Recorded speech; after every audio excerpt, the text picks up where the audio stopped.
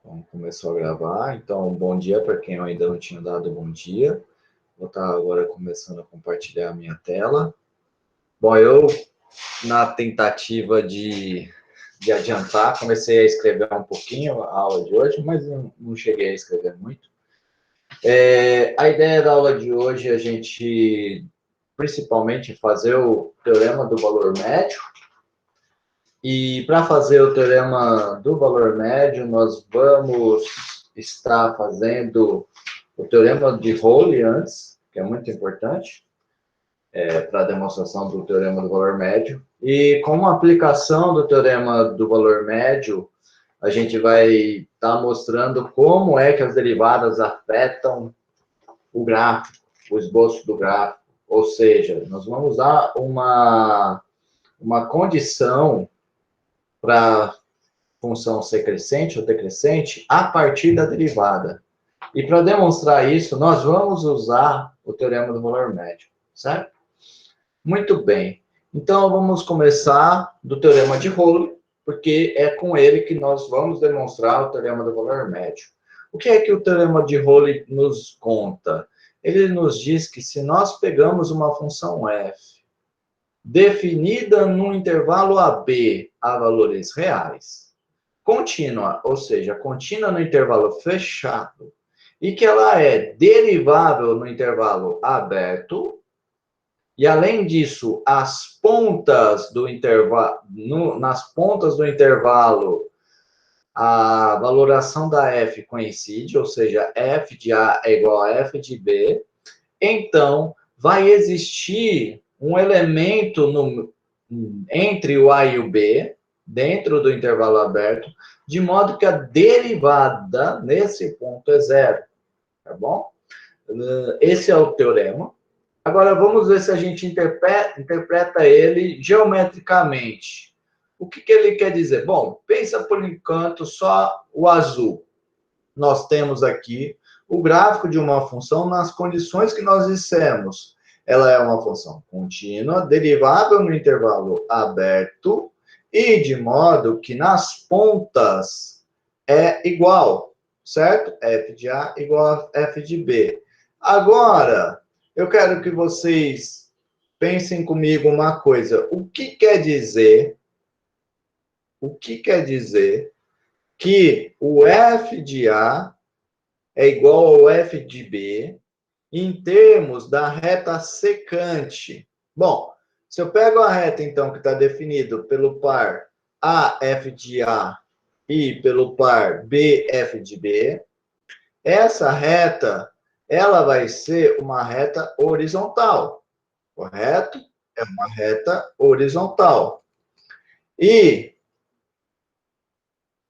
Então, ela é uma reta horizontal. Deixa eu só permitir aqui o aluno. Pronto. Agora, observe. Ai, não quero descartar, não. Caramba, quase que eu fecho sem querer. Não, tá maluco aqui. Tô quase fechando aqui o negócio. Bom, então voltando. A reta secante é uma reta horizontal, certo? Aí ele está dizendo, então, geometricamente, o que a hipótese está te dizendo? Está te dizendo assim, ó, a reta secante que liga as pontas é horizontal. Aí o que ele vai te dizer? Vai te dizer que então vai existir um ponto C dentro do intervalo de modo que a derivada é zero. Agora pensa comigo, o que é derivada? Derivada é o coeficiente angular da reta tangente, certo? Se eu estou dizendo que o coeficiente angular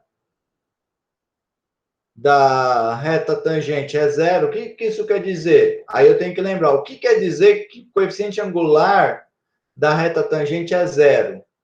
Bom, se o coeficiente angular da reta tangente é zero, lembra qual que é a formulazinha, né, da reta tangente, da reta?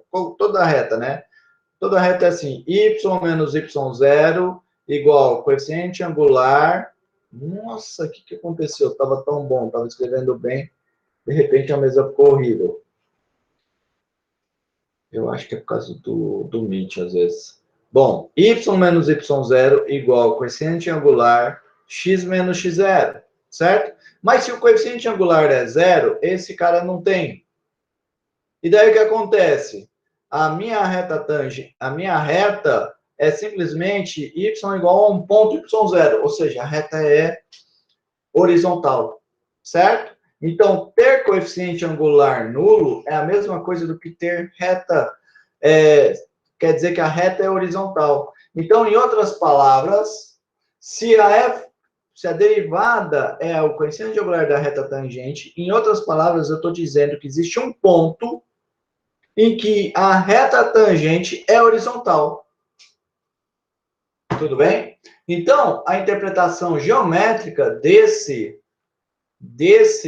teorema é: se eu tenho um gráfico que é contínuo e derivável no intervalo aberto, e a reta secante é horizontal, então vai ter algum ponto, vai ter algum ponto dentro aqui do intervalo aberto, de modo que a reta tangente é horizontal. Tudo bem? É isso que nos conta o resultado. E perceba que ele me diz que existe um, não te diz que existe um único. Nesse exemplo aqui, por exemplo, eu tenho 3 pontos Cs. Tá bom? Muito bem. Agora vamos dar aqui um esboço da demonstração. Alguém tem alguma dúvida na observação, nessa primeira parte? Não? Então vamos à demonstração. Primeiro, eu vou fazer o caso em que f é constante.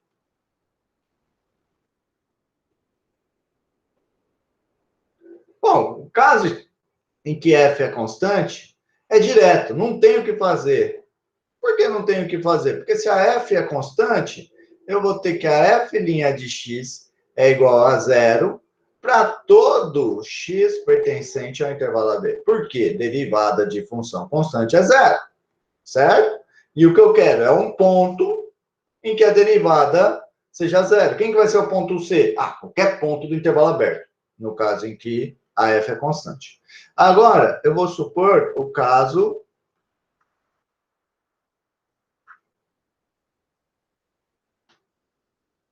que a f não é constante.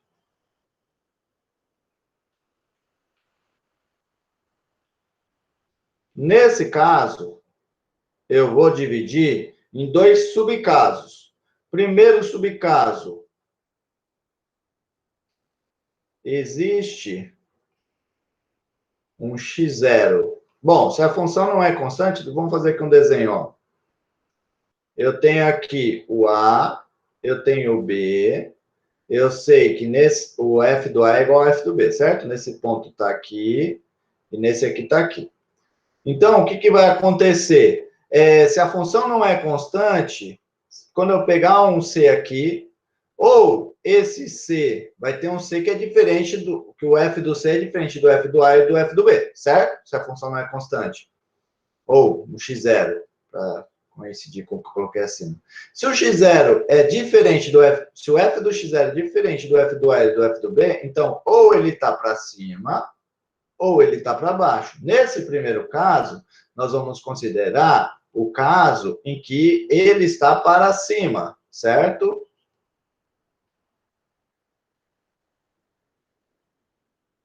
Alguma dúvida até aqui? Pode me falar, enquanto eu aceito os atrasados. Muito bem. Então, tem um ponto que está para cima. Ou seja, tem tem um x0, que o f do x0 é maior do que o f do A. Tá bom? Muito bem. Agora, observe o seguinte. Como f é contínua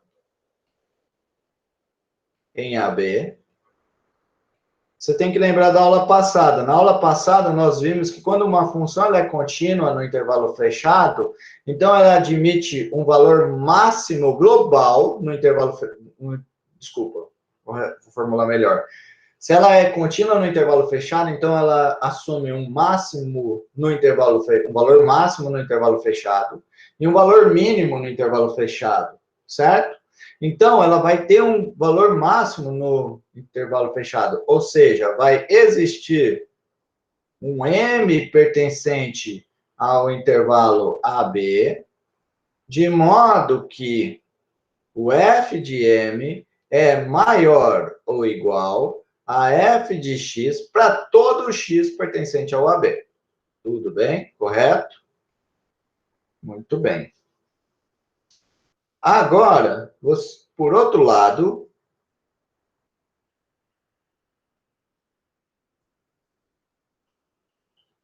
nós temos, nesse caso, nós temos que f de A é menor do que f de x0.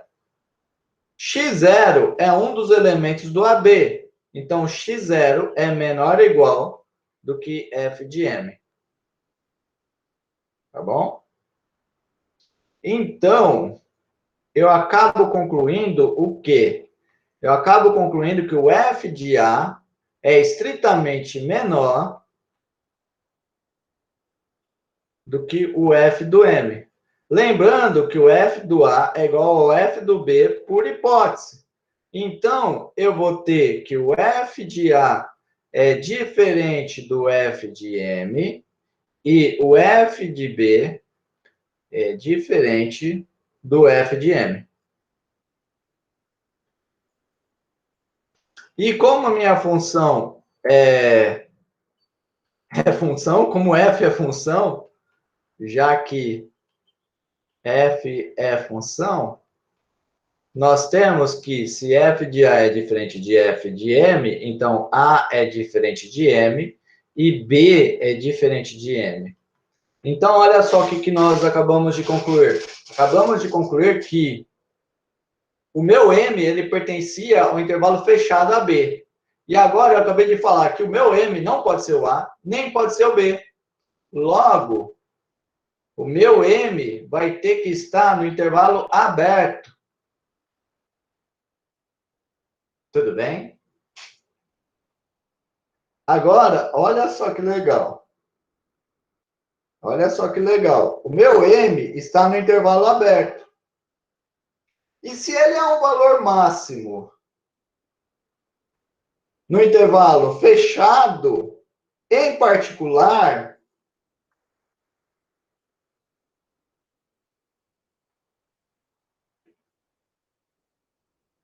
o meu f de M é valor máximo em AB.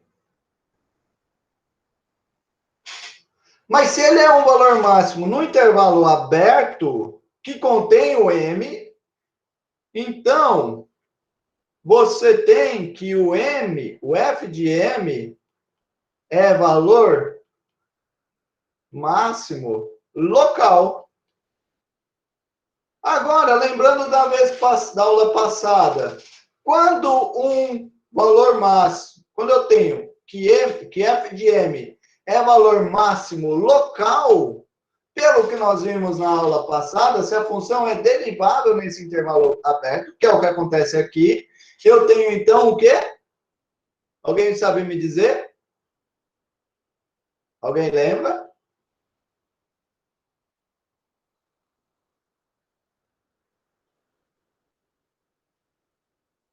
Não? Ninguém lembra?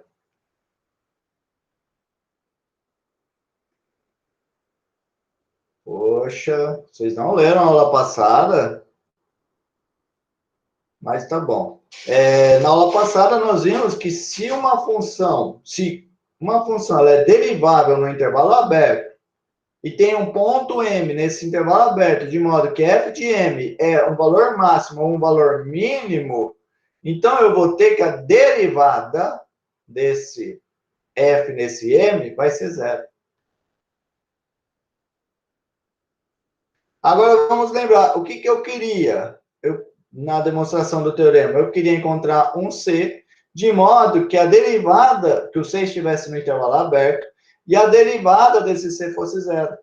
Quem é o meu C? É o M. Certo? Então, acabou aqui a demonstração.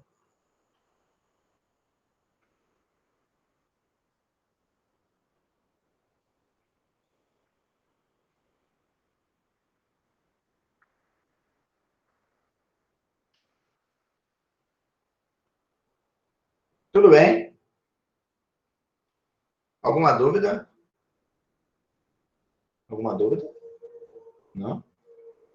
Muito bem. Agora, agora eu vou fazer o segundo caso. No segundo caso, é o caso em que existe um x0 pertencente ao intervalo AB, tal que f de x0 é menor do que o f do A, que é igual ao f do B. Esse caso aqui é totalmente análogo ao acima.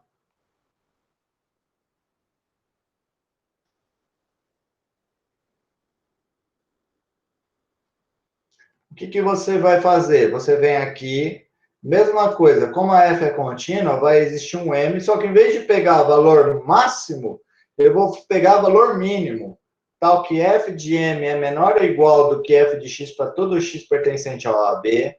Aí eu venho aqui e faço a f de A é maior do que f de x0, que é maior ou igual do que f de m. Consequentemente, o f do A é igual ao f do B vai ser maior do que o f do m. Consequentemente, o f de A é diferente do f de m, o f de B é diferente do f de m. E daí você vai concluir que o m não está no intervalo, não está nas pontas, ou seja, o m vai estar no intervalo aberto. E, novamente, como eu tenho um valor mínimo no intervalo fechado, em particular, ele vai ser um mínimo no intervalo aberto, consequentemente, ele vai ser um mínimo local, sendo um mínimo local, a derivada nele vai ser zero. E acabou a demonstração. Então, vai ser análogo ao caso A, com a única diferença que você vai escolher um mzinho pertencente ao intervalo AB, tal que f de mzinho é menor do que f de x menor ou igual para todo x pertencente ao intervalo AB. Tá bom? Ou seja, você vai pegar um f de m que é valor mínimo. Tudo bem? Joia. Agora, vou fazer um exemplo que é uma aplicação do teorema de Rolle à física.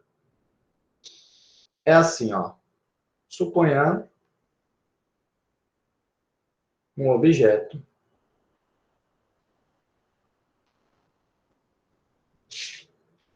se movendo em uma reta.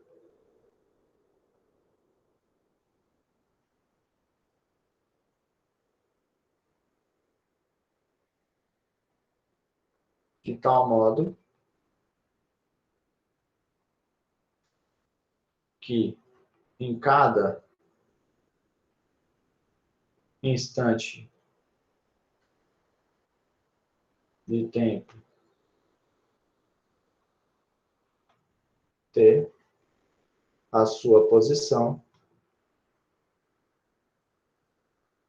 é S de t. Então, você tem aqui uma reta, uma partícula se movendo nessa reta, aí você tem aqui outra reta que é onde está o tempo. Para cada tempo, você está na posição S de t, tá? Muito bem. Agora, eu vou supor o seguinte. Supondo que no instante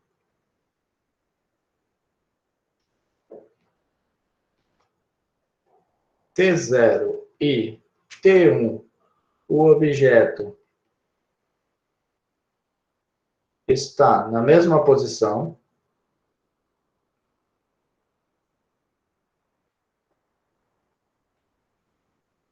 o que quer dizer que ele está na mesma posição?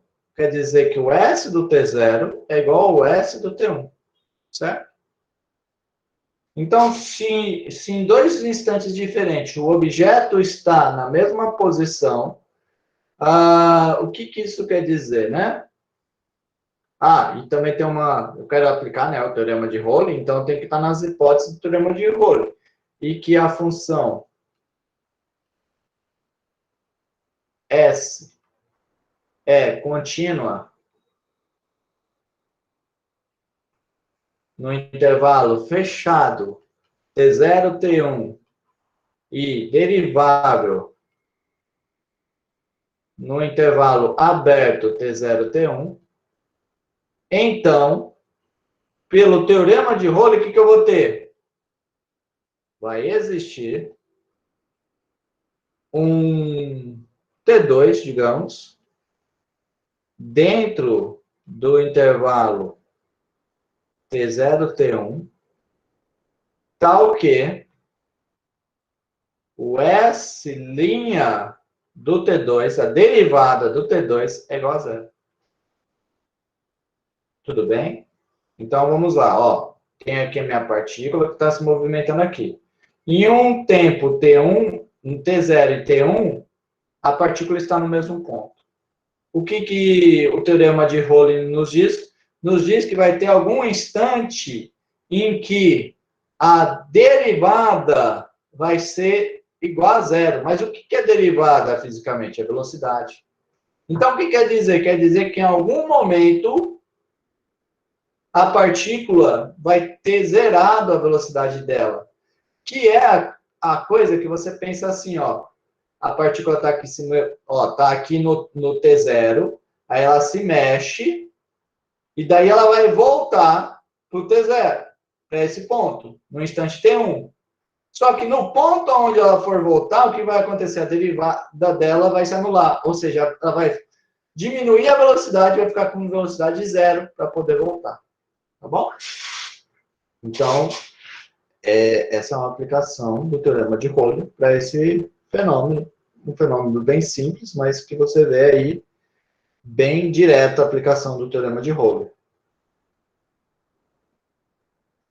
Bom, vou fazer aqui outro exemplo.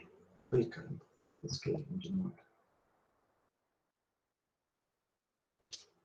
Agora eu vou fazer assim, ó. Mostre que x ao cubo mais x menos 1 igual a zero possui apenas uma raiz.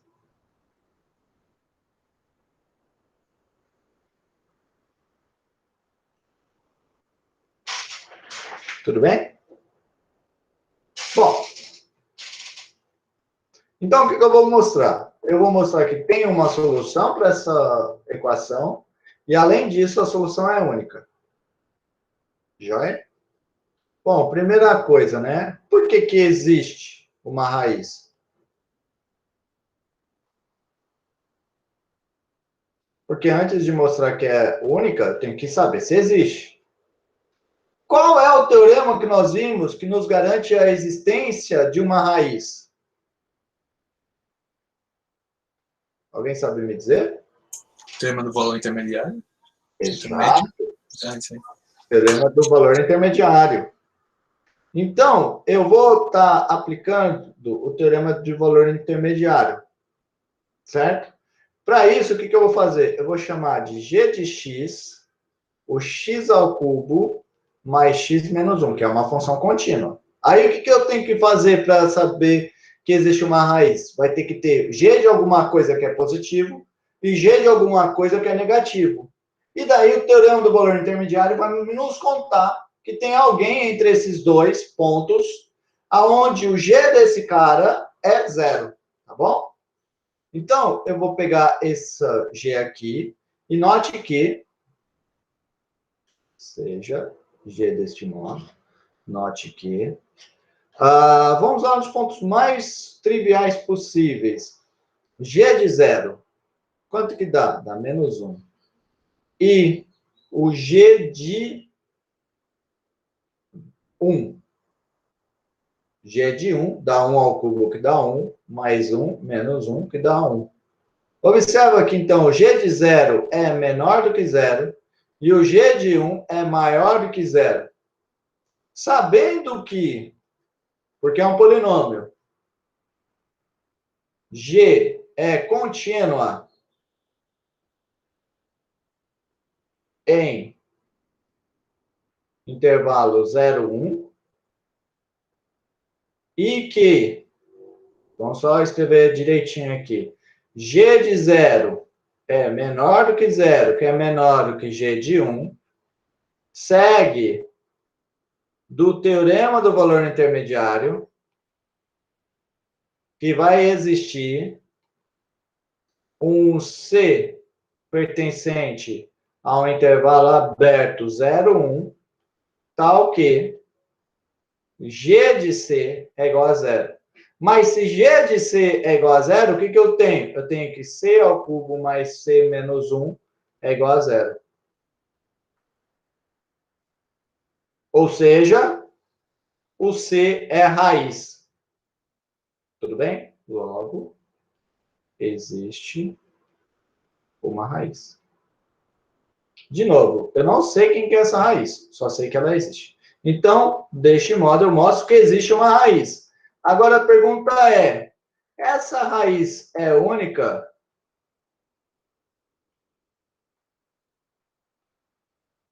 O que eu vou fazer para demonstrar esse fato? Eu vou supor que existe outra.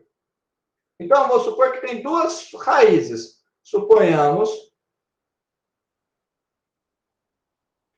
x0 e x1 raízes.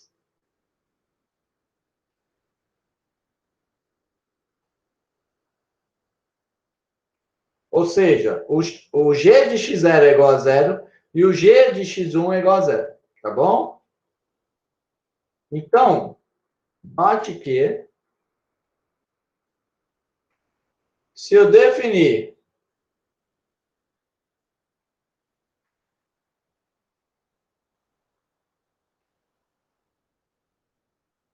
agora, como eu vou mudar o domínio, porque a minha função g estava no domínio aqui, no R, certo? Então, vou restringir apenas ao x0 até o x1. Sem perda de generalidade, eu vou pegar o x0 menor do que x1.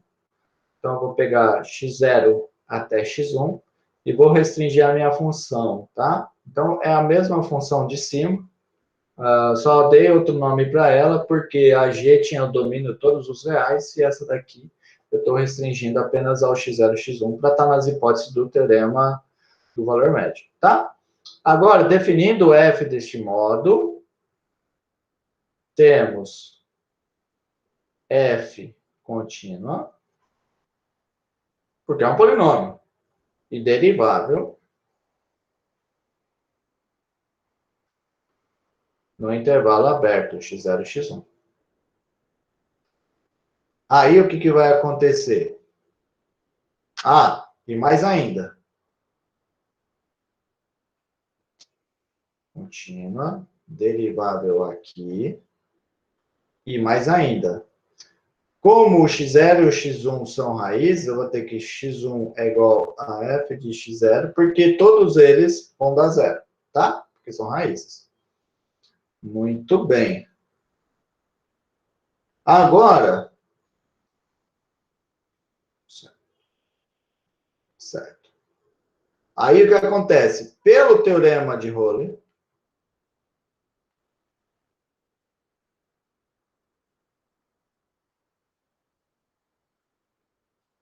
existe um x2 dentro do intervalo x0 e x1, tal que a derivada no x2 é igual a zero, certo? O teorema de Rowley nos conta isso. E agora, o que eu vou fazer? Bom, olha só. Eu quero mostrar que tem uma única raiz, certo? Aí, o que eu fiz? Eu supus que existia duas raízes, construí uma função que está nas hipóteses do teorema de Rowley. Apliquei o teorema de Rowley. Mas lembra que eu quero mostrar que não existe duas raízes. Eu quero mostrar que existe apenas uma. Então, o que eu vou fazer? Eu vou mostrar que, ao considerar duas raízes, eu vou poder fazer essa construção, mas eu vou cair num absurdo. Ou seja, agora eu vou mostrar que a derivada da f nunca é zero. Mostrando que a derivada nunca é zero, eu tenho uma contradição. Porque em um momento eu tenho a derivada igual a zero, e em outro momento eu tenho que a derivada é diferente de zero. O que gerou essa contradição? Foi supor que existem as duas raízes. Consequentemente, essa contradição vai estar nos dizendo que eu não posso supor que tem duas raízes. Se eu não posso supor que existem duas raízes, então vai ter apenas uma raiz. Tá claro? Essa é a ideia da demonstração. Então vamos lá. Por outro lado,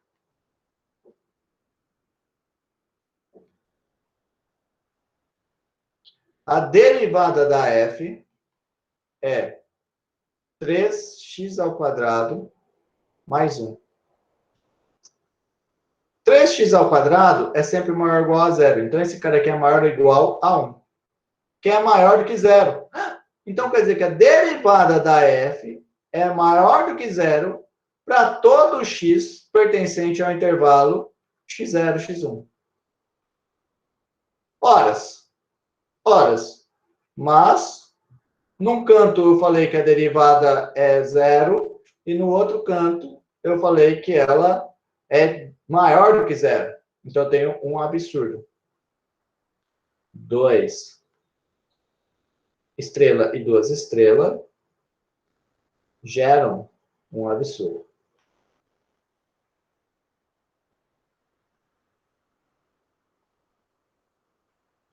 Qual foi a origem desse absurdo? Oriundo de supor duas raízes. Essa foi a origem de supor duas raízes. Bom, o absurdo não acontece. A origem do absurdo foi supor duas raízes. Então, quer dizer que a origem do absurdo não acontece. Portanto, eu não posso ter duas raízes. Ou seja, existe uma única raiz.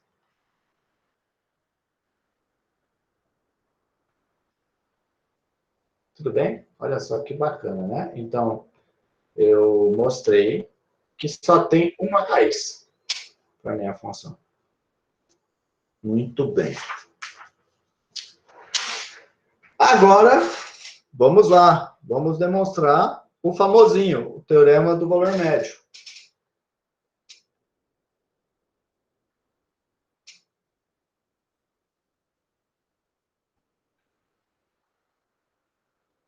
Assim como o teorema do valor intermediário eu abrevio, chamo de TVI, esse aqui eu vou chamar de TVM, tá? Teorema do valor médio, TVM. Então, vamos lá. Seja f de AB em R contínua. É bem parecido com o enunciado do teorema de Rowley, tá?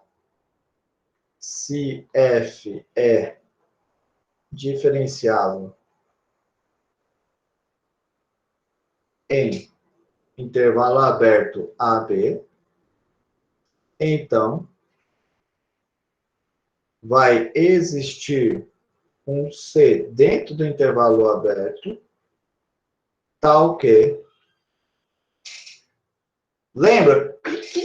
Qual que era o negócio do teorema de Rowley? Qual que era o negócio do teorema de Rowley? Era assim, ó. Era assim. Se eu tenho que o coeficiente angular da reta secante é zero, então vai ter um ponto dentro do intervalo que o coeficiente angular dele também vai ser zero. Ou seja, o coeficiente angular da reta tangente vai ser igual ao coeficiente angular da reta secante. A mesma coisa, agora no teorema do valor médio, eu vou fazer isso, só que não precisa ser zero, o coeficiente angular da reta secante. Pode ser qualquer coisa, certo? Então, eu vou estar dizendo, o que quer dizer o teorema do valor médio? Quer dizer que vai ter um ponto dentro do intervalo que o coeficiente angular da reta tangente a esse ponto, na verdade, o coeficiente angular da reta tangente ao gráfico da função no ponto CF de C coincide com a reta tangente com o coeficiente angular da reta tangente, da reta secante, desculpa. Então, existe um ponto que o coeficiente angular da reta tangente nesse ponto coincide com o coeficiente angular da reta secante. Ou seja, quem é o coeficiente angular da reta tangente? É o f' de C. Quem é o coeficiente angular da reta secante? Bom, o coeficiente angular é a tangente, né, daquela reta. Quem que a tangente vai ser? O f do B menos o f do A dividido por B menos A. Tudo bem? Bom, vamos fazer isso daqui uma observação gráfica, igual eu fiz do outro. Então, seria assim, ó. Eu tenho aqui o meu intervalo AB. Vou pegar aqui qualquer coisa. Aqui. E aqui. Vamos pegar uma função que faz, por exemplo, um desenho assim.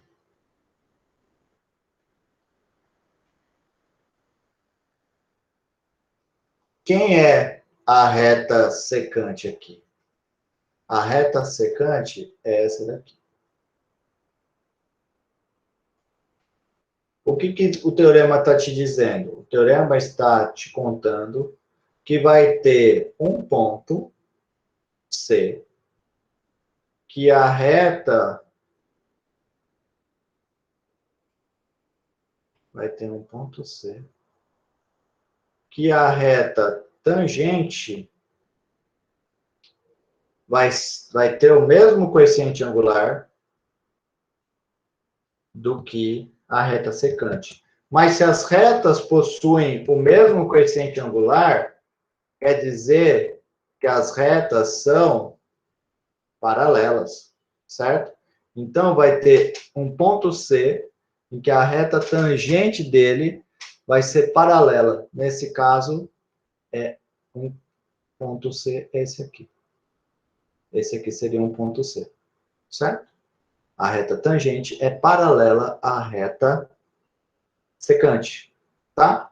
Teria outro também, tem um outro também, se você quiser, tem outro também, aqui, ó. Não precisa ter só um, né? Que nem no outro, naquele lá. Tem outro aqui. Observa que eles estão, por causa do desenho feio, eles estão bem perto do bico aqui, né? Mas não precisa. Não precisa estar tão perto do bico do gráfico. Vou fazer sei lá. Tá? Mas o que ele está te dizendo é simplesmente isso. Tem dois pontos que a reta tangente é paralela à reta secante. Tá bom? É isso que ele está te contando. Muito bem. Muito bem. Agora vamos demonstrar o teorema. A demonstração é simplesmente, basta simplesmente utilizar o teorema de Rolo. Então, eu vou fazer o seguinte, eu vou definir uma função onde eu possa aplicar o teorema de Rolo. Eu vou definir a função h, que vai do AB em R, que pega um x e o leva em h de x. E h de x eu vou definir como sendo f de x menos f de a, menos, aqui eu vou colocar o coeficiente angular da reta secante, f de b menos f de a, dividido por b menos a, certo? Deixa eu só colocar as coisas um pouquinho mais para a lateral, para caber tudo aqui. Eita, peguei coisa que eu não via. Tudo bem, deixa eu fazer assim, então. Pego esse aqui primeiro. Agora eu vou pegar esse aqui. Aí eu vou multiplicar ainda tudo isso por x menos a. Aí, note que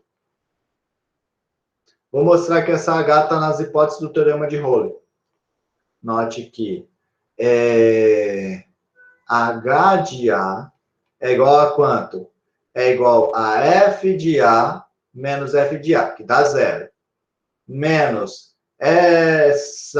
esse número vezes a menos a, que dá zero.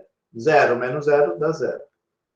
E h de b vai ser igual a quanto? H de B vai ser igual a F de B menos F de A, menos, aí no outro eu vou ter F de B menos F de A, dividido por B menos A, tudo isso multiplicado por B menos A. Aí eu vou simplificar aqui o B menos A com esse daqui, B menos A, e essa multiplicação aqui,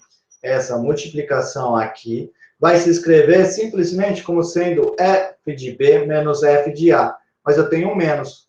F de B menos F de A menos F de B menos F de A dá zero. Então, eu vou ter que o H de B também é zero. Certo?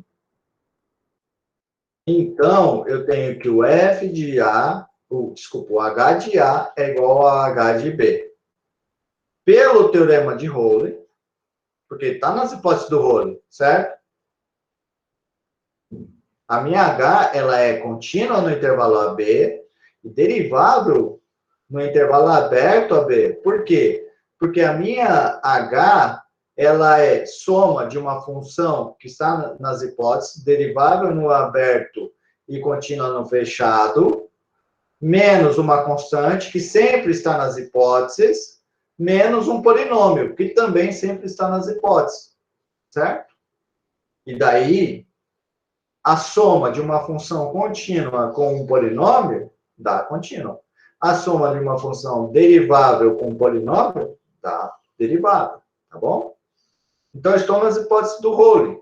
Pelo Rowley, temos um C pertencente ao intervalo aberto AB, tal que a derivada no C é igual a zero.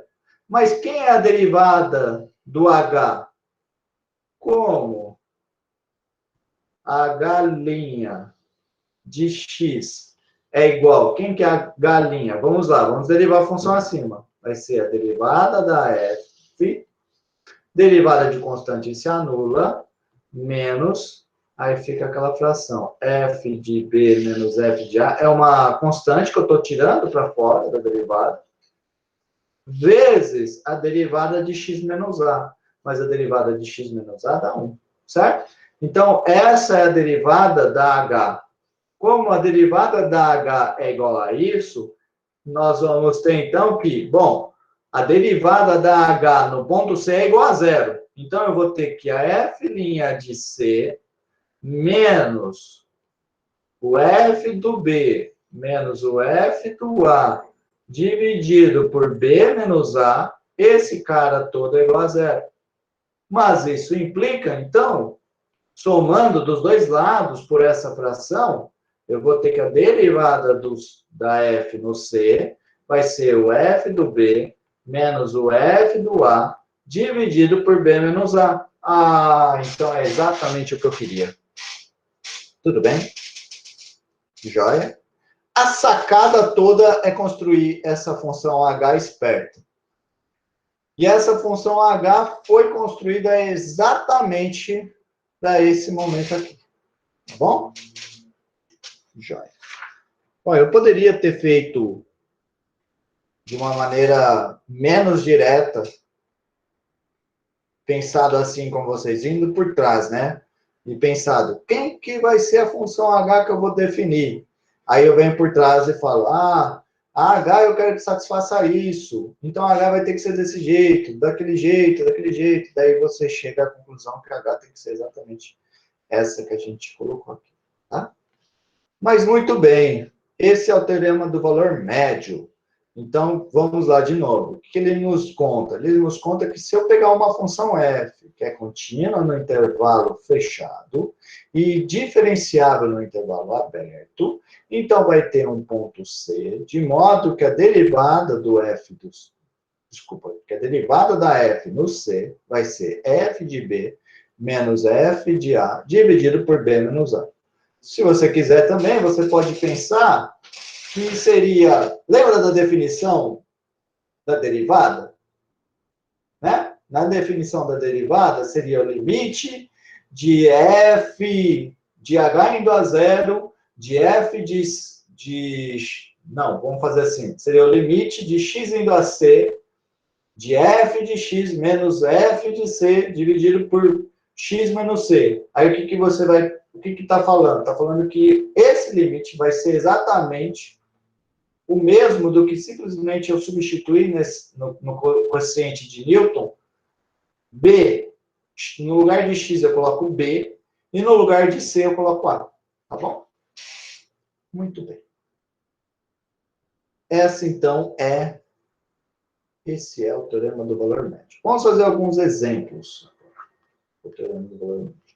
Primeiro exemplo. Seja f de x igual a x ao cubo menos x. Tá certo? Peguei essa função aqui. Agora, observe o seguinte.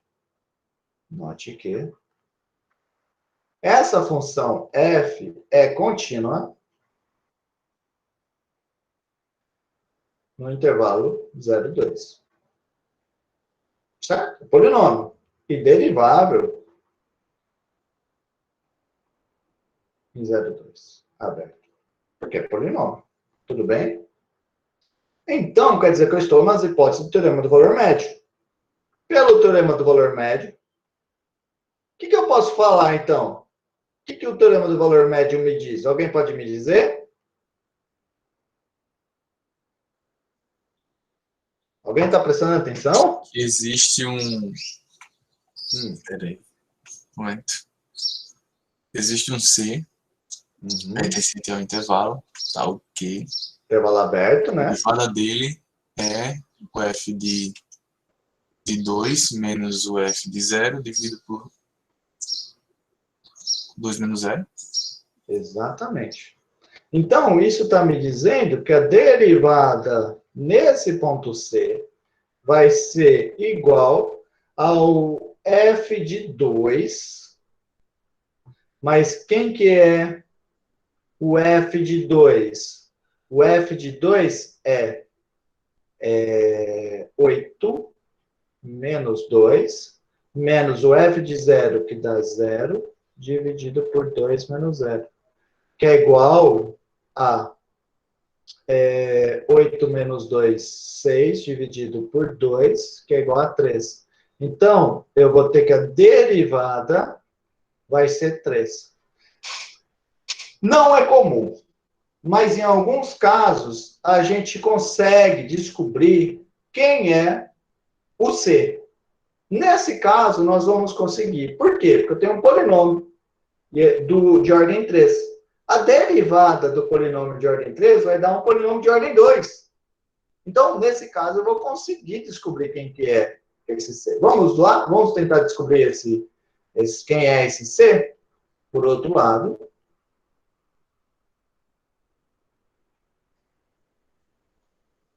a derivada, então, é o quê? Vai ser 3c ao quadrado menos 1, desculpa. Certo? E a derivada é igual ao 3. Certo? Então, o que eu estou dizendo? Eu estou dizendo que 3c ao quadrado menos 1 é igual a 3. Então, eu estou dizendo o quê? Eu estou dizendo que 3c ao quadrado é igual a 2. Então, eu estou dizendo, na verdade, aqui é tudo equivalente. É mais do que então. É C somente C. Então, eu vou ter C somente C. C vai ser igual a 2 terços da raiz quadrada de 2 terços. Ou C é igual a menos raiz quadrada de 2 terços. Tá bom?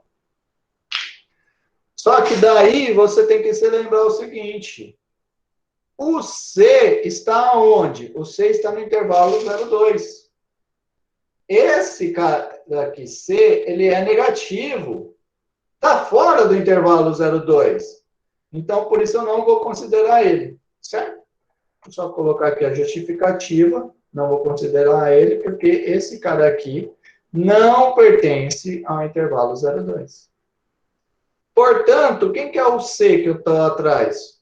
Portanto, C é igual a raiz de 2 sobre a raiz de 3. Tá bom?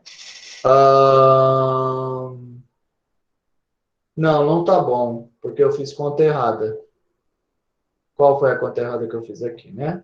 Porque eu somo dos dois lados com 1, então eu vou ter 3 mais 1, que é 4, e não 2. Então aqui é 4, e 4 aqui também, tá? Desculpa. 4 aqui, 4 aqui. E aqui, então, em vez de raiz de 2, eu vou ficar com raiz de 4, que dá 2. Ou, se você quiser, né? Não sei porquê, o pessoal gosta de escrever desse jeito. Então, esse é o C, tá bom?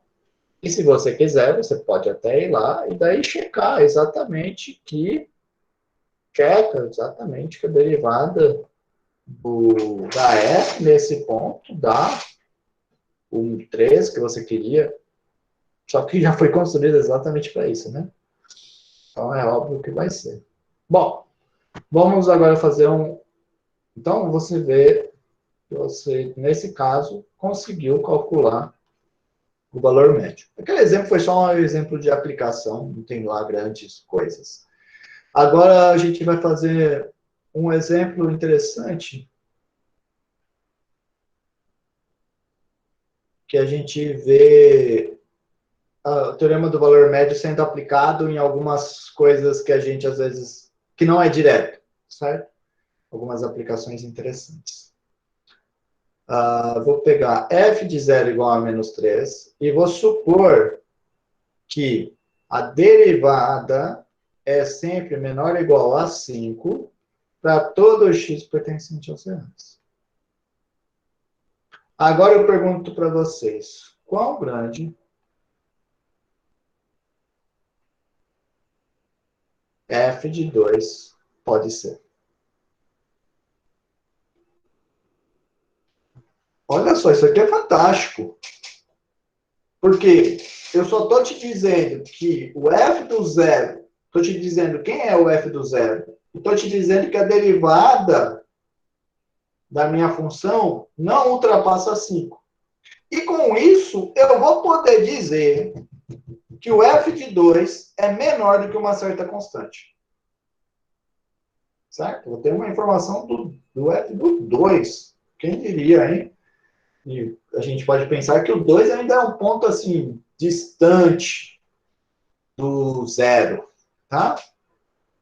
Bom, vamos lá então. O que eu vou fazer? Bom, acabei de ver o teorema do valor médio. O professor falou que é uma aplicação do teorema do valor médio. Então, eu vou aplicar o teorema do valor médio. Então, eu observo aonde? Aonde? Bom, eu tenho ponto 0, eu tenho ponto 2. Então, é lógico que eu vou estar aplicando o teorema do valor médio para esses pontos, certo? Então, a solução. Note que F é contínua em intervalo fechado 0,2. Alguém sabe me dizer por que a F é contínua no intervalo fechado 0,2? É polinômio? Não. Não, não é polinômio. Não. O que eu sei? Eu sei que a derivada da F é menor do que 5. Em particular, a derivada existe. Se a Se é função derivável, então ela é contínua. Exatamente. Se ela é derivável, então ela é contínua. Ou seja, se ela é derivável em todos os reais, ela é contínua em todos os reais. Se ela é contínua em todos os reais, em particular, ela é contínua no 0,2. Tá bom? E também, em particular, f é derivável no aberto 0,2. Tá bom? Alguém perguntou alguma coisa no chat?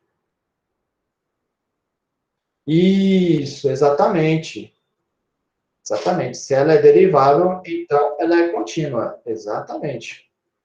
Muito bem. Então, eu estou nas hipóteses do teorema do valor médio, certo? Tem uma função que ela é contínua no intervalo fechado e derivável no aberto. Então, pelo teorema do valor médio, temos um ponto C dentro do intervalo aberto 0,2, tal que o F' de C é igual a F de 2 menos F de 0 dividido por 2 menos 0. Mas isso aqui, então, implica que, bom, 2 menos 0 é igual a 2, certo? Então, eu vou multiplicar dos dois lados por 2, e eu vou ter F de 2 menos F de 0 igual a 2 vezes F' de C. Então, eu vou ter que F de 2 vai ser igual a F de 0 mais 2 F' de C. Agora, vamos pensar comigo uma coisa. Eu sei quem é o F de 0? Sei. F de 0 é igual a menos 3. Qual informação eu tenho do F'? O F' perde para 5. Em particular, o F' para todo x real. Em particular, para x igual a C. Então, se o F' de C é menor ou igual do que 5, 2 vezes F' de C é menor ou igual, estou multiplicando dos dois lados por 2, que é uma constante positiva, é menor ou igual do que 10. Então, eu vou ter que esse cara vai ser menor ou igual do que menos 3 mais 10, certo? Que é igual a 7. Então, olha só que legal, o F do 2 vai ser menor ou igual do que 7.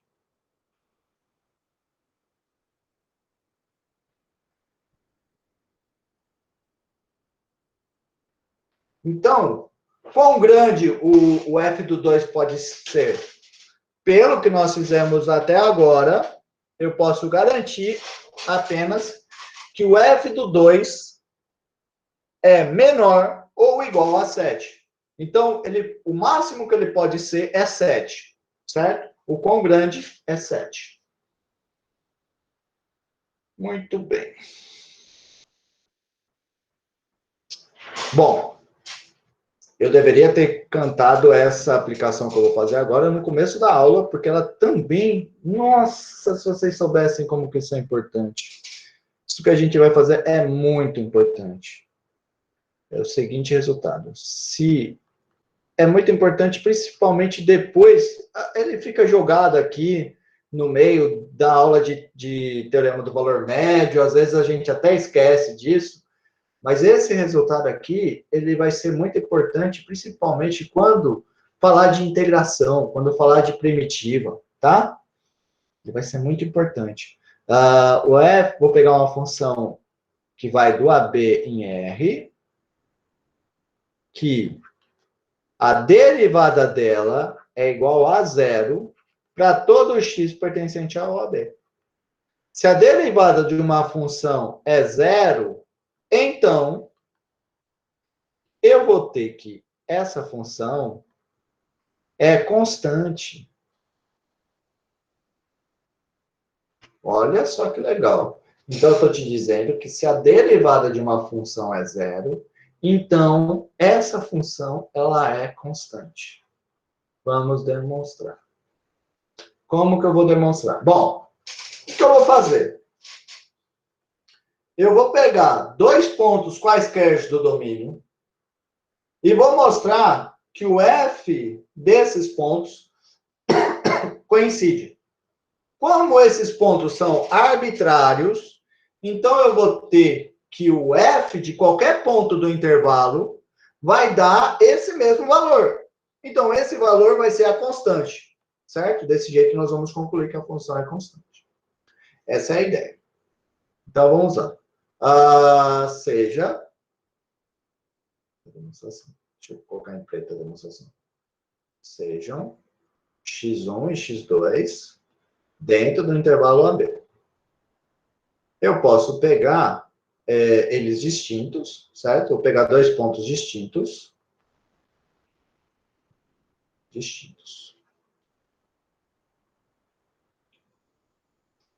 E daí eu posso considerar Se eles são distintos, então um é maior do que o outro. Vou considerar assim, tá? Então, de novo, o que eu vou fazer? Eu vou mostrar que o f do x1 é igual ao f do x2. Tá? Bom, aí eu vou fazer assim.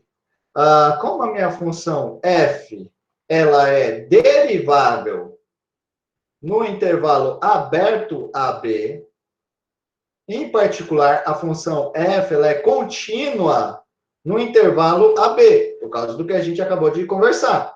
Se ela é derivável, se ela é, desculpa, contínua no intervalo AB, eu vou ter, então, que, em particular, f é contínua no intervalo x1, x2. Por quê? Porque o intervalo x1, x2 está contido no intervalo AB. E a minha função f é contínua no AB, porque ela é derivável no AB. Certo? E f é derivável no intervalo x1, x2, aberto.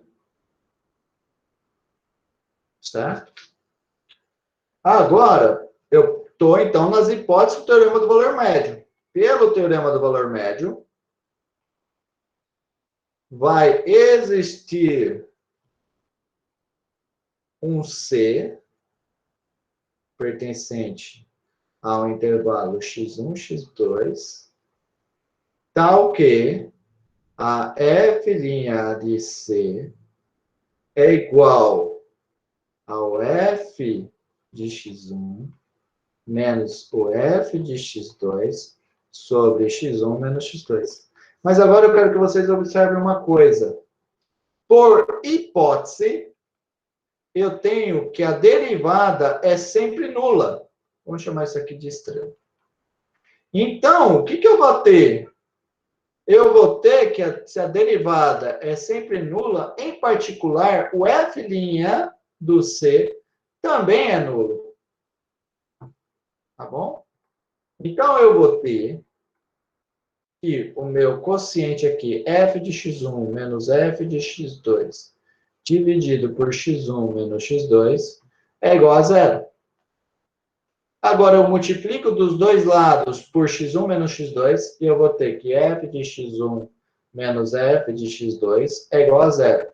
Somo dos dois lados por f de x2, eu vou ter que f de x1 é igual a f de x2. Certo? Então, eu tenho isso. Legal, né? Então, é um ponto. É uma constante. Certo? Vamos dar um nome para essa constante. Vou chamar ela de C. Então, o que eu estou dizendo? Eu estou dizendo que qualquer x1 e x2 que eu pego, o f de x1 é igual a C e o f de x2 é igual a C. Pela arbitrariedade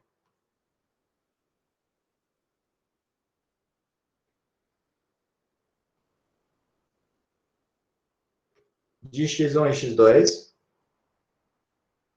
temos f de x igual a C para todo x pertencente, x1 e x2 era qualquer ponto dentro do intervalo aberto, certo? Então, para qualquer x dentro do intervalo aberto AB, eu vou ter que a f de x é igual a C. Tá bom? Porque você pode pegar o seu x como sendo x1. Ou como sendo x2. Certo? O x1 e o x2 são qualquer. Então, o x qualquer que você pega dentro do intervalo vai poder ser ou o x1 ou o x2. Tá bom? Muito bem. Muito bem. Então, você acaba concluindo isso. Que a derivada de uma função... Desculpa, que se a derivada de uma função é zero, então a função é constante. Como consequência disso, nós vamos fazer o seguinte resultado. esse resultado aqui, que é muito importante também para a primitiva. Se eu tenho aqui as derivadas de duas funções são iguais em todo intervalo, em um intervalo aberto, AB, então vai existir C pertencente aos reais, tal que a minha função f é igual à minha função g, a menos da soma por uma constante, certo? Existe uma constante, de modo que a f é igual a g mais essa constante, para todo x pertencente ao intervalo aberto AB. E a demonstração desse resultado é muito simples. O que eu vou fazer para demonstrar esse resultado? Bom, acima nós vimos o quê? Que se a derivada é igual a zero, então a função é constante. O que eu vou fazer? Eu vou definir uma função que a derivada dela é igual a zero. E daí eu vou mostrar que essa função é constante, usando o teorema acima. Quem que é a função que eu sei que eu posso construir aqui que a derivada é igual a zero? Olha só, eu sei que a derivada da f é igual à derivada da g. Então, a derivada da f menos g vai ser zero. Então, quem que vai ser a função que eu vou construir que a derivada é igual a zero? É essa função aqui. F de x menos g de x. Certo? Aí você observa que essa função h, ela está nas hipóteses da cima. Eu tenho que a derivada dela é igual a zero. Cara, não sabe escrever.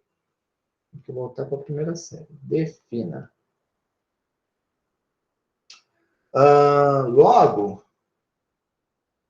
a derivada dessa função h vai ser a derivada da f menos a derivada da g. Como a derivada da f é igual à derivada da g, isso aqui vai ser igual a zero para todo x pertencente no intervalo AB. Pelo teorema acima,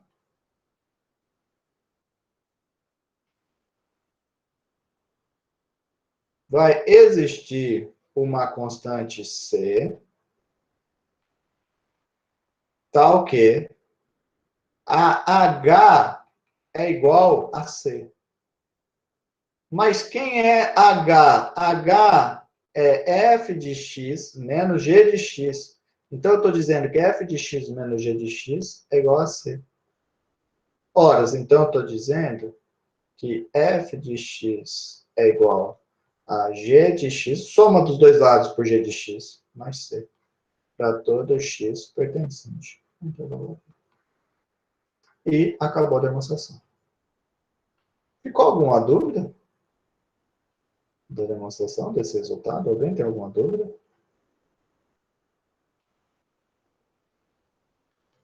Não? Muito bem. Agora, como aplicação disso, eu vou novamente fazer um daqueles exemplos que parece que não tem nada a ver com a paçoca, mas aí você vê que cai com uma luva. Mostre que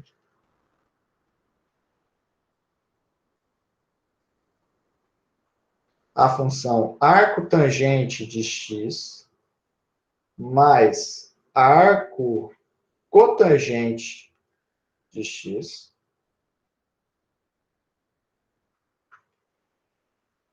é igual a π sobre 2. Arco tangente mais arco cotangente é igual a π sobre 2 para todo x pertencente a zero. Como que eu vou encarar esse resultado? Eu vou encarar que esse resultado está me dizendo o seguinte. Essa função arco tangente mais arco cotangente é uma constante. Certo? Então, o que eu vou fazer primeiro? Eu vou mostrar que essa função é uma função constante. Para mostrar que essa função é uma função constante, o que eu vou ter que fazer em vista do resultado que a gente fez acima? Em vista desse resultado aqui? Basta mostrar que a derivada dessa função é zero. Certo? Então, vamos lá. Primeiro, solução. Eu vou definir f de x como sendo a função arco tangente de x mais arco cotangente de x. Agora, note que a derivada dessa função vai ser o quê? A derivada do arco tangente, nós calculamos a derivada desses caras. Isso daqui dá 1 mais x ao quadrado, e o outro dá menos 1 sobre 1 mais x ao quadrado. Então, a derivada vai dar zero. Pelo resultado acima,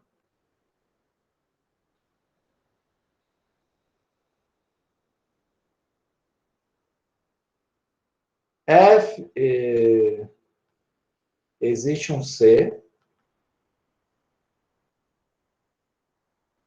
real, tal que f de x é igual a C para todo x pertencente aos reais. Tá?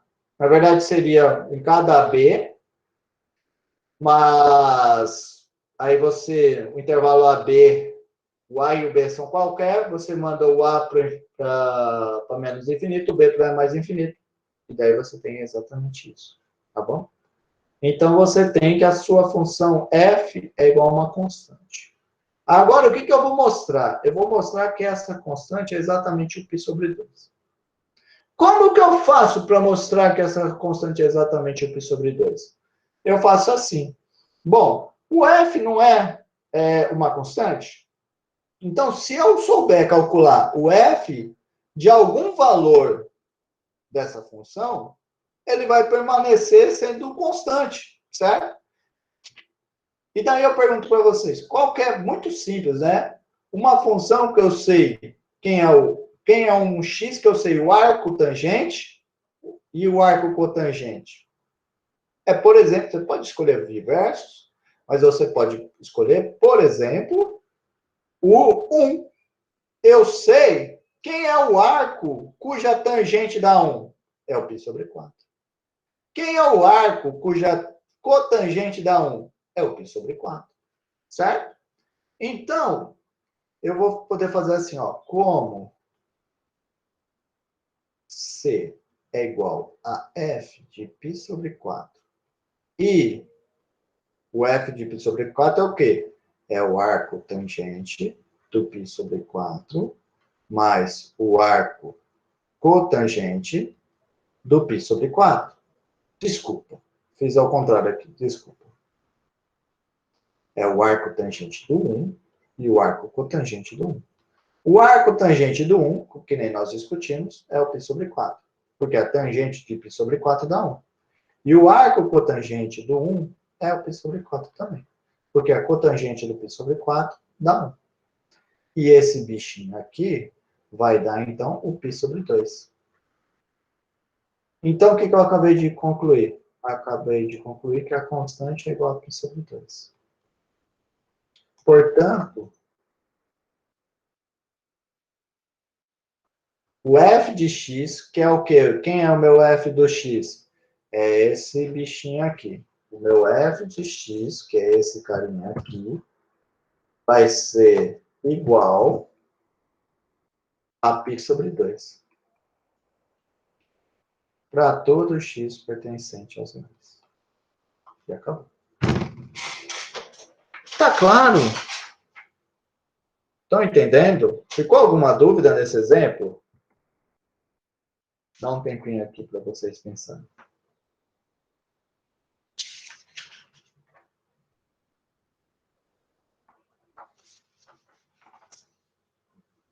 Professor, Diga. nesse caso, o senhor quis transformar essa função em constante justamente para dizer que sempre vai dar π sobre 2. Isso. Primeiro passo. Eu mostro que a função é constante. Então, segundo passo. Vou mostrar que a constante é o π sobre 2. Como que eu mostro que a constante é π sobre 2? Eu escolho algum valor do domínio que eu sei calcular o f desse valor. Nesse caso, o escolhido foi o π sobre 4. E eu concluo que o f do π sobre 4 é o π sobre 2.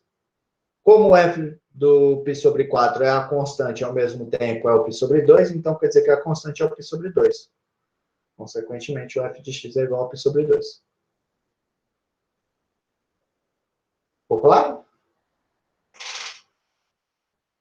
Sim, sim. Obrigado. Por nada. Muito bem. Muito bem. Agora vamos lá à nossa próxima aplicação do teorema do valor médio, que é, vou estar entrando agora numa próxima sessão do livro do Sturt, que é a sessão como as derivadas afetam a forma do gráfico. Vou colocar aqui entre aspas. Eu não gosto desse título, eu só estou copiando o título do livro. Porque, na verdade, o gráfico da função é sempre o mesmo, independente do que ele acontece. Eu acho que um outro título que eu poderia ter dado seria quais informações a derivada nos dá sobre a forma do gráfico. Eu acho que isso daí seria mais apropriado. Então, o que a gente vai fazer agora? A gente vai estar começando, a gente construiu todas essas ferramentas para agora estar começando a fazer o seguinte, a poder traçar o gráfico. Quem é a ferramenta principal para traçar o gráfico? Vai ser as derivadas. Como que a gente vai traçar o gráfico? Tem algumas coisas que a gente vai precisar, alguns elementos. Um deles, os mais importantes são crescimento, concavidade, assíntota. Assíntota nós já vimos. Hoje, nós vamos começar a ver crescimento, certo? Primeiro, eu vou dizer o que é crescimento. Então, vamos colocar aqui uma definição. Ai, caramba, está na reta. Definição. Eu vou pegar seja f, uma função que vai do AB em R. Diremos que f é, dois pontos, A. Crescente. Quando que a função é crescente? Quando ela satisfaz o seguinte. Se eu tenho um ponto x1 que é menor do que x2, então o f de x1 é menor do que o f do x2. Isso daqui significa ser crescente, certo? Agora, essa é crescente, então o que é decrescente? Decrescente é o contrário. Decrescente é quando, se eu pego um x1 menor do que x2, então o f de x1 é maior do que o f do x2. Tá? Ainda tem algumas outras importantes, que é a não crescente e a não decrescente. Em alguns livros, bom, depois eu falo a anotação. Isso daqui tem uma divergência de livro para livro, tá? Mas depois eu conto para vocês. Depois, B, C, D. Que eu vou precisar pôr esses bichinhos aqui um pouquinho. Estraguei, né?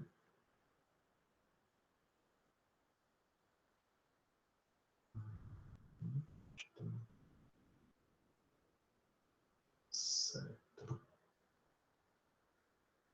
Bom, então, eu tenho a função que é não crescente e a não decrescente. Quem é a não crescente? A não crescente é o que acontece de fato a negação da de cima. A negação de ser menor é ser maior ou igual, certo? Ficou feio, né? Deixa eu tentar botar essas coisas um pouquinho mais para cima. Esse aqui também, botar ele um pouquinho mais para cima. Esse aqui também. Pronto. E a não decrescente é quando acontece isso aqui. Tá bom? Então, eu tenho aqui a função crescente, decrescente, não crescente e não decrescente. Alguns livros chamam, no lugar de dizer crescente, eles chamam de estritamente crescente. E a não decrescente é o que é o crescente para eles, certo? A decrescente eles chamam de estritamente não decrescente. Desculpa, eles chamam de estritamente decrescente. E a não crescente é o que eles chamam de crescente, tá? Deixa eu só fazer agora uma ilustração de cada um desses caras. Então, o que acontece? Ó, no item A, na crescente, eu tenho um x1 que é menor do que x2. O valor f de x1 vai ser menor do que o f do x2.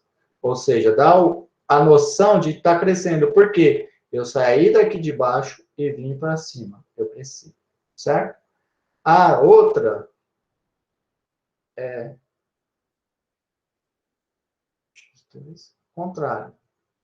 Vou para cá e depois eu venho para cá. Então, essa me dá a noção de decrescimento. Por que dá a noção de decrescimento? Porque eu diminuí. Eu estava aqui em cima e eu vim para baixo. Tá bom? Muito bem. As outras são a mesma coisa. A única diferença é que elas permitem que seja igual, certo?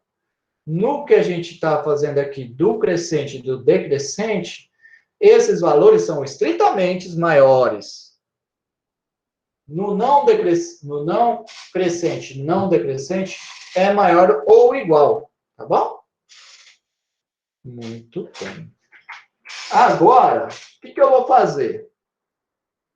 Lembra que eu falei para vocês? Vamos usar as derivadas para trazer informações de elementos importantes para o traço do gráfico.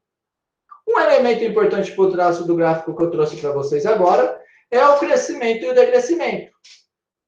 Então, imagino que todo mundo aí está se perguntando, né? Qual a relação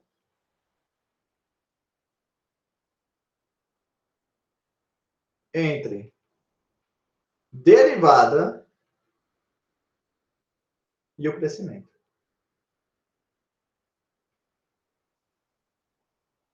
Ou decrescimento? Né? Imagino que essa é a pergunta que todo mundo está fazendo agora. E é o que a gente vai responder.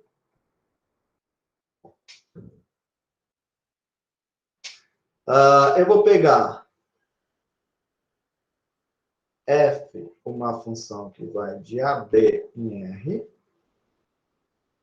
uma função derivada. Aí eu vou ter o seguinte. Temos. Olha só que legal que o teorema vai me dizer.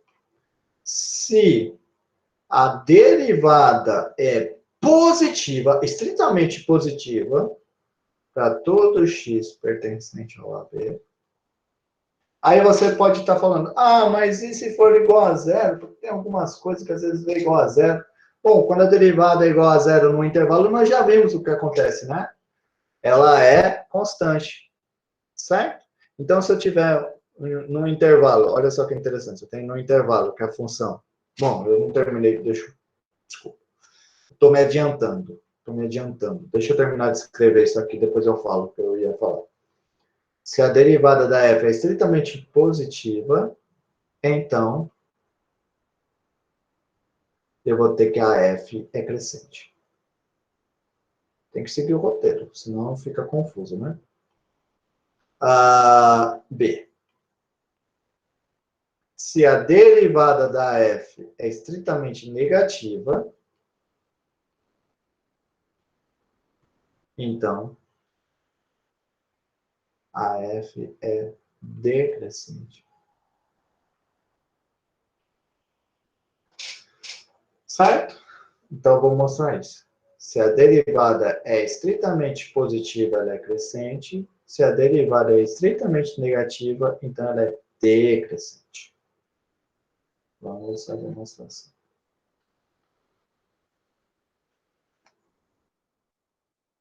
Acabou a página.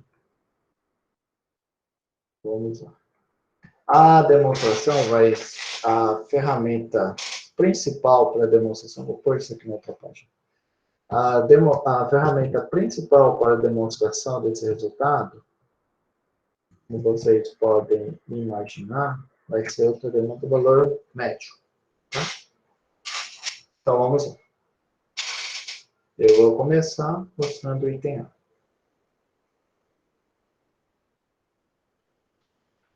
Se a derivada é maior do que zero, então f é crescente. Eu vou mostrar que a f é crescente. Para mostrar que a f é crescente, o que eu vou ter que fazer? Eu vou ter que pegar x1 menor do que x2. É feio, né, escrever pegar. Pegue. Então, por isso que eu escrevi seja x1 menor do que x2.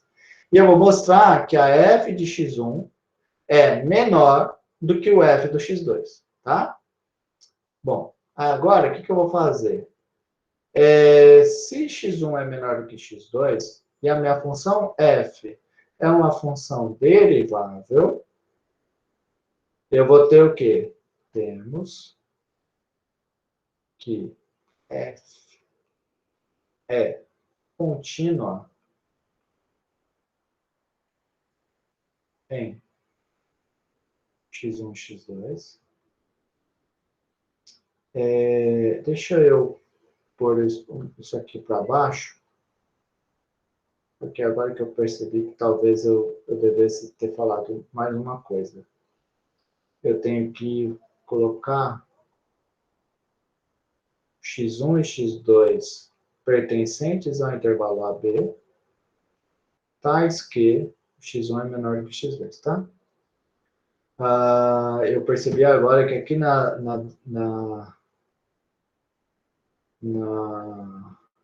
definição de crescente, eu esqueci de falar isso, mas ó, todos esses x1 e x2 aqui sempre vão estar no intervalo AB, tá bom? Isso aqui é muito importante. Desculpa por eu ter esquecido de colocar. Mas então para ser crescente, tem que duas coisas. Pega dois pontos que estão no intervalo, que x1 é menor do que x2, e mostra que f de x1 é menor do que f de x2. Por que o x1 e o x2 tem que estar no intervalo? Porque eu vou ter que aplicar a f no x1 e no x2. A f só se aplica em elementos do domínio. Então, o x1 e o x2 precisam estar no domínio. Tá? Muito bem. Então, eu tenho que a minha função f é contínua em x1 e x2 e derivável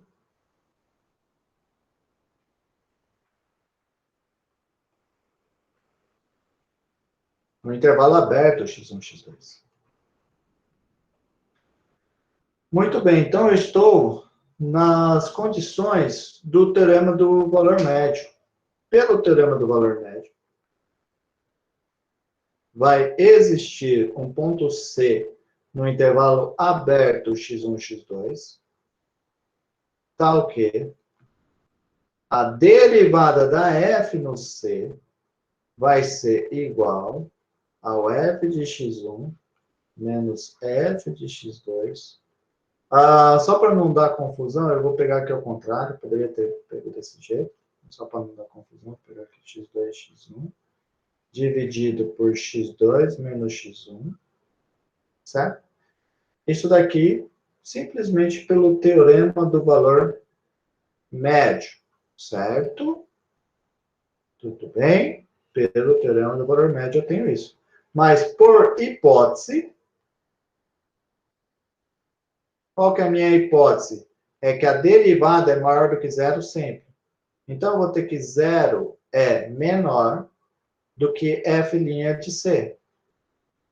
Mas como a f' de C é igual a esse quociente, eu vou ter que zero é menor do que f de x2 menos f de x1 dividido por x2 menos x1.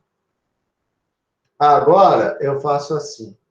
Como x2 é maior do que x1, eu posso multiplicar. Como x2 é maior do que x1, eu vou ter que x2 menos x1 é maior do que zero. E daí, quando eu multiplico dos dois lados por x2 menos x1, eu não troco a desigualdade. Permanece o mesmo sinal da desigualdade.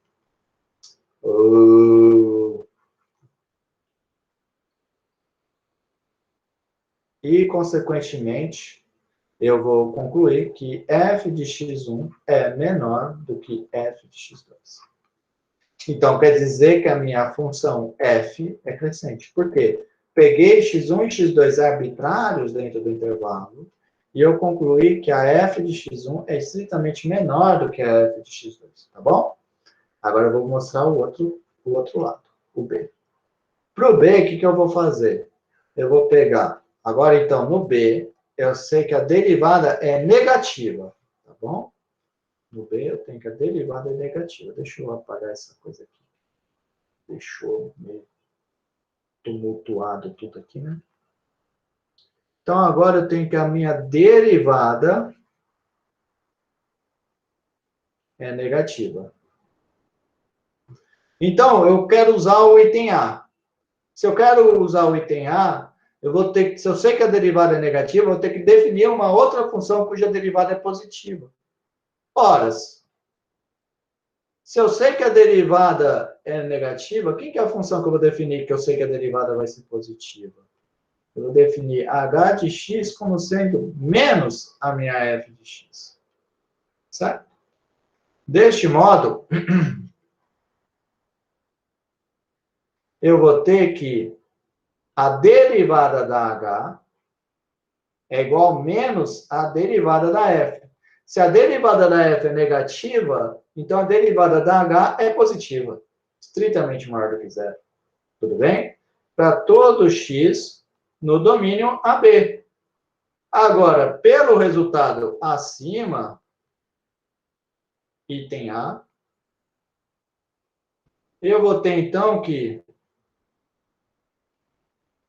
se eu pegar um x1 menor do que x2, então, eu vou ter que o h do x1 é menor do que o h do x2. Mas quem é h? H é menos f. Menos f de x1 é menor do que menos f de x2. Então, multiplica agora dos dois lados por menos 1, eu vou ter que f de x1 é maior do que f de x2. Ou, isso. Vou ter que f de x1 é maior do que f de x2. Então, olha só que interessante. Dado um x1 menor do que x2, eu estou vendo que f de x1 é maior do que f de x2.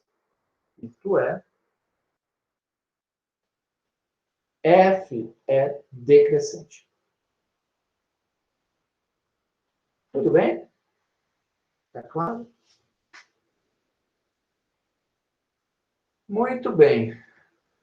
Agora, para nós terminarmos a aula, eu vou fazer um exemplo que a gente vai usar isso, tá?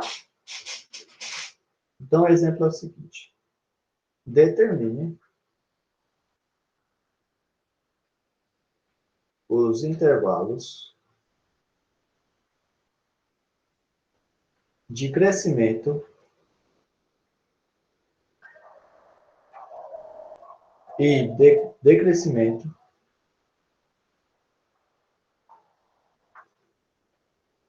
da função f de x, que é igual a 3x à quarta menos 4x ao cubo menos 12x ao quadrado mais 5. Então, o que eu vou fazer? Eu vou achar um intervalo aonde ela é crescente e um intervalo aonde ela é decrescente. Qual que é o intervalo onde ela é crescente? É quando a derivada é positiva. Qual é o intervalo onde ela é decrescente? É quando a derivada é negativa. Tá bom? Então, para fazer esse exercício, a única coisa que eu tenho que fazer é derivar a minha função f. Qual é a derivada dessa função? É 12x ao cubo menos 12x ao quadrado menos 24x, certo? Agora eu vou colocar em evidência o termo que tem em comum, que é o 12x. E daí eu vou ficar com x ao quadrado menos x menos 2. Menos 2. Agora você observa que isso é 12x. Eu posso fazer aqui soma e produto, né? 2 menos... Aí eu vou dar menos 1, certo? Então, esse x ao quadrado menos x menos 2, ele se escreve como sendo x mais 1 e x menos 2. Tá bom? Ele se escreve dessa maneira. Agora, o que eu vou fazer? Eu quero estudar o sinal desse negócio. Então, o que eu vou fazer? Eu vou estudar o sinal de cada uma dessas parcelas. Certo? Eu vou ver quando a primeira parcela é positiva, quando ela é negativa, e quando a segunda parcela é positiva e negativa, e quando a terceira parcela é positiva e negativa. E daí eu vou usar o que vocês já sabem desde sempre.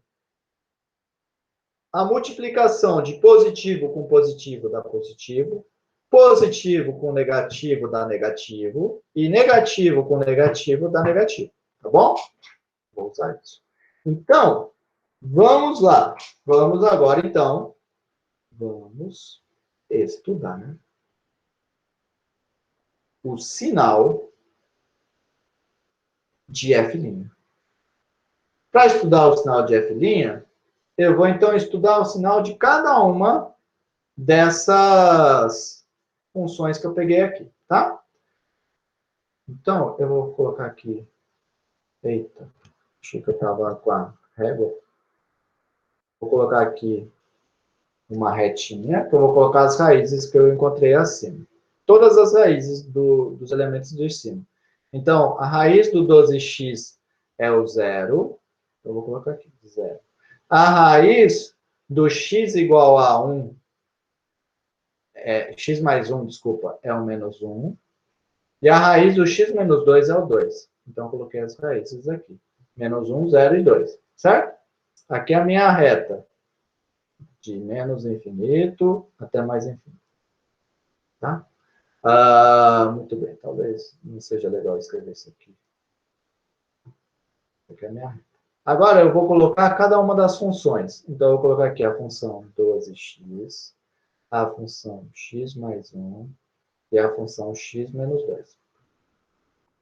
E, por último, mas não menos importante, a função... eu vou colocar para outra página, porque eu queria que isso daqui ficasse tudo numa mesma página, senão vai ficar feio. Vou colocar todas elas aqui, certo? E eu vou colocar a função f'. Lembrando que a f' é a multiplicação de cada uma dessas três, tá bom? Muito bem. Agora eu vou fechar aqui a tabelinha. Deixa eu colocar. Vou pôr mais uma aqui, que depois eu vou falar ainda informações da minha F. Bom, agora, observa o seguinte. 12x. Quem que é a raiz do 12x? É o 0. Quem é o gráfico do 12x? É uma reta crescente, desse jeito, né? Ponto gordo. Então, eu sei que para trás do 0 é negativo e para frente do 0 é positivo. Agora, esse daqui é o 12x. Y igual a 12x. Agora, a x mais 1. A x mais 1 é também uma reta crescente.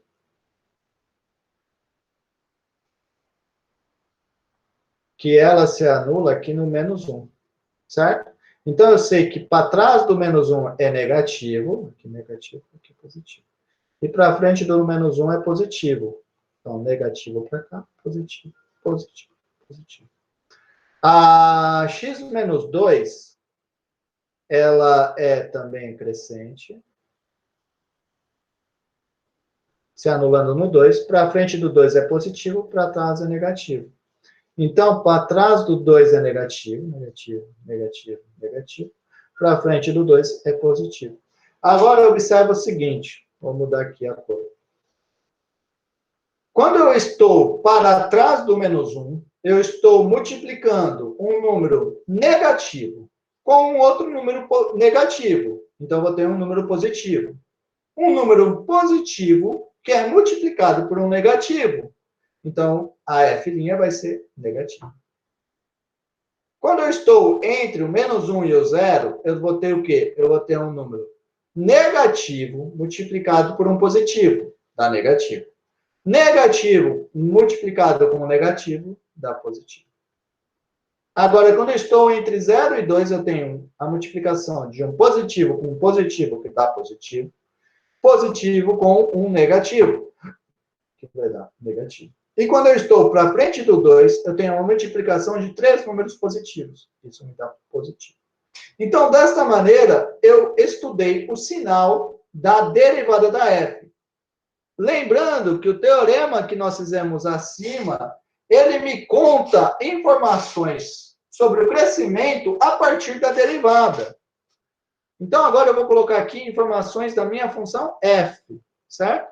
Agora, então, vamos falar da minha função f. O que eu sei da função f? Bom, se a derivada é negativa, a função é decrescente. Eu vou denotar decrescente com setinha caindo, tá? Se a derivada é positiva, a função é crescente. Setinha para cima. Aqui, decrescente. Aqui, crescente. Então, olha só que interessante.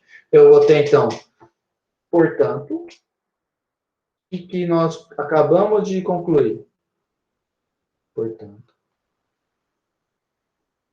f é decrescente nos intervalos